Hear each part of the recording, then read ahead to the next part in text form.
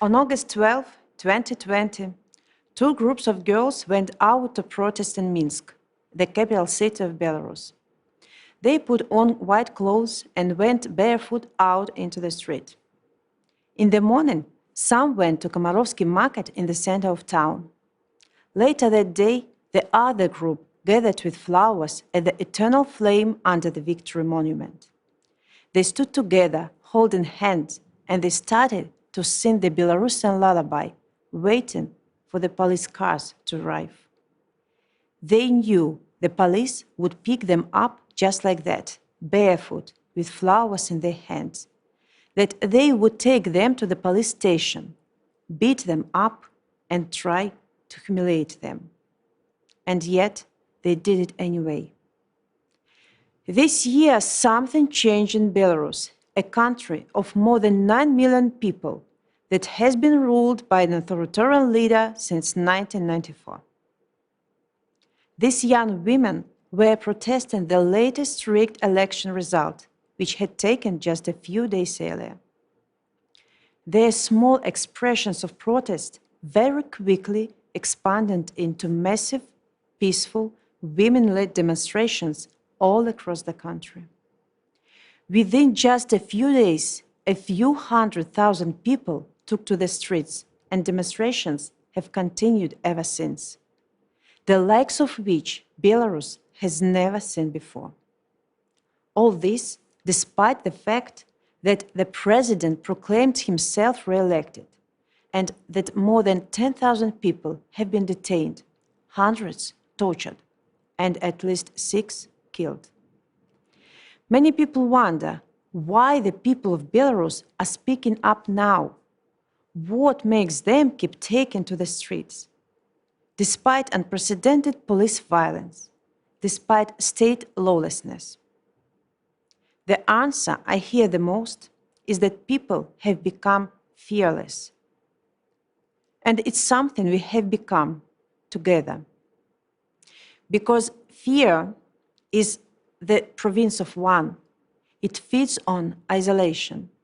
It doesn't discriminate. Men, women, children, elderly, all of us can feel fear, but only as long as we are on our own. Fearlessness takes two. It only works if and when we show up for each other. Show up so that your neighbor, your colleague, your friend has courage. And they will do the same for you. A lot has been made of my own role in the presidential election of August 2020. How I stepped in to run for my husband Sergei when he was jailed and it became clear that the authorities would deny him his chance to run himself. How I rightfully won the election and became the elected leader of a democratic Belarus, but the official results only gave me 10% of the vote, and I was forced into exile with my children. How I still fight for those who voted for me and whose voice the regime wants to steal. How fearless I am. But there were many moments when I was frightened and I wanted to step down. I was threatened and forced to believe that I am alone in this fight. And yet, the more cities I visited, the more people showed up for the rallies, the less fear I had. And then, in the days before the election in Minsk, 60,000 people came to show their support for me, and I was no longer afraid. I never wanted to do any of this. I was never overly political, and I never planned to run for office. I wanted to be a mom and a wife. But by fate and the will of my people, I was elevated to this position.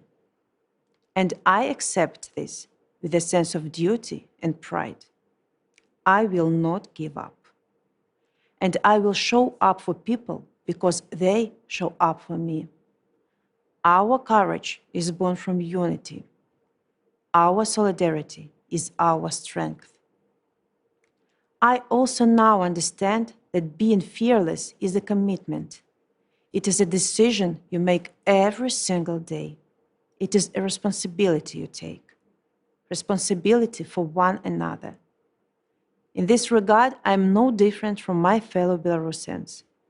Their support is tangible. Their solidarity grows in progression. When there are 2 of you, you are daring. When you are 100, you are brave. When there are thousands of you, you are fearless. And once you are tens of thousands, you become invincible. Thank you.